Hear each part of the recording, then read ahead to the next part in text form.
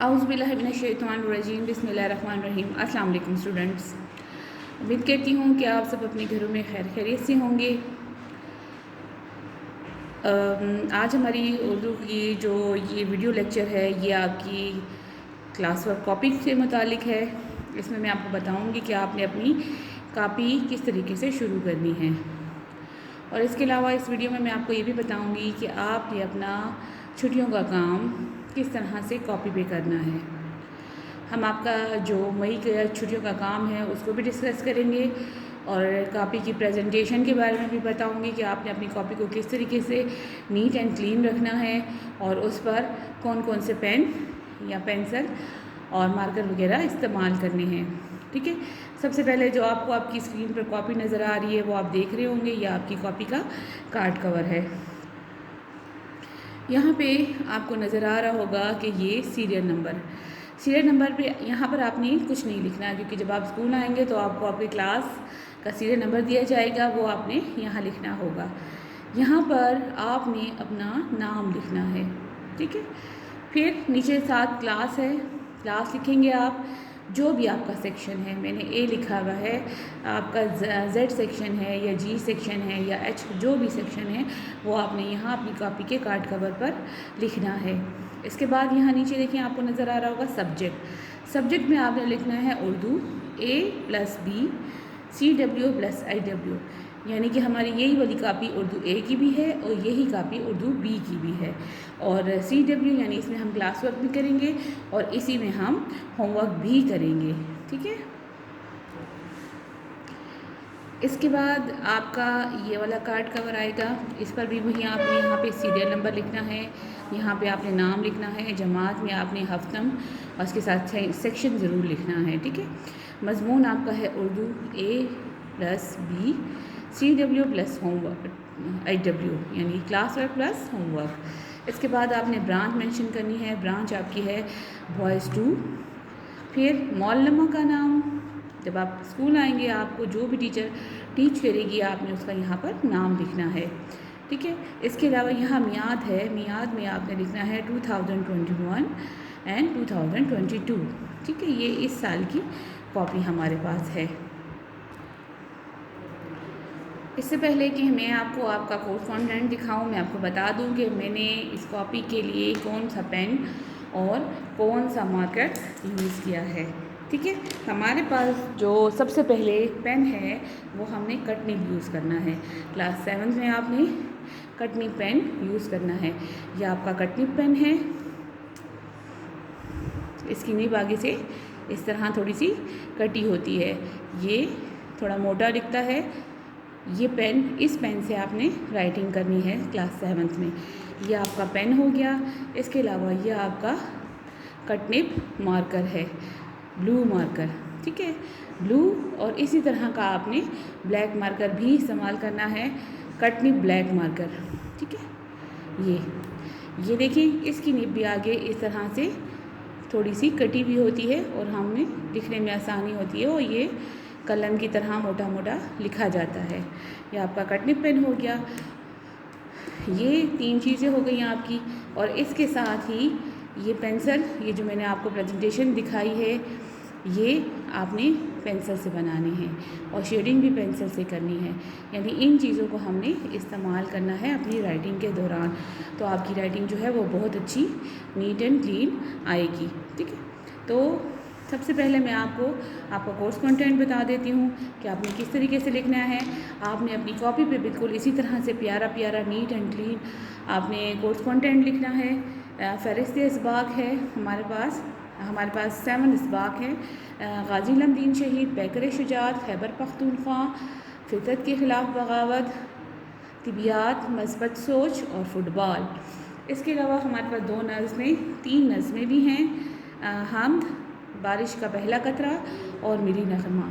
इसके अलावा हमारे पास है ग्रामर में हमारे पास मज़ामीन, कहानियाँ, खतूत और दरख्वास्तें सब अनसीन हैं। क्लास 6 में आपको कहानियों का नतीजा दिया गया होता था, लेकिन क्लास 7 में वो भी अनसीन हैं।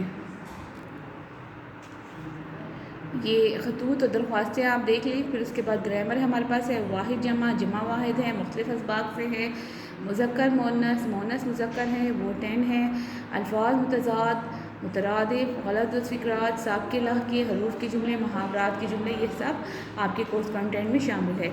इसके साथ ही आपके पास जो तारीफ़ें हैं वो आप देख लें। तारीफ़ों में आपके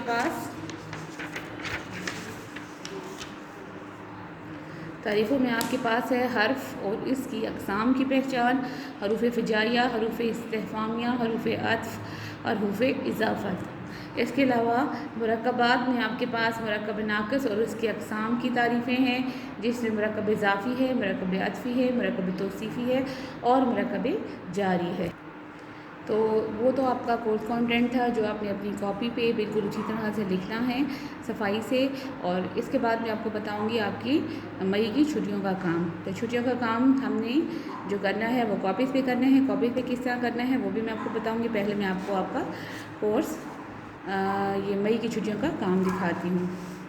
ठीक है, ये हमारे पास है मई की छुट्टियों का काम, जिसमें आपको सिर्फ एक पैराग्राफ दिया गया है, जिसमें से सवालात के जवाबात आपने तलाश करने हैं और कॉपी पे लिखने हैं। सवालात आपको दिए गए हैं, सामने आपको नज़र आ रहे हैं। 4 सवाल है और इन चारों सवाल को आपने इस पैराग्राफ में ढूंढना है और उसमें से इसका टू द पॉइंट आंसर लिखना है। बहुत बड़े बड़े आंसर नहीं लिखने, जितना ज़रूरत के मुताबिक आपने आंसर लिखना है। इसका जो लास्ट क्वेश्चन है, दिए गए पैराग्राफ का उन्वान तहरीर करिए।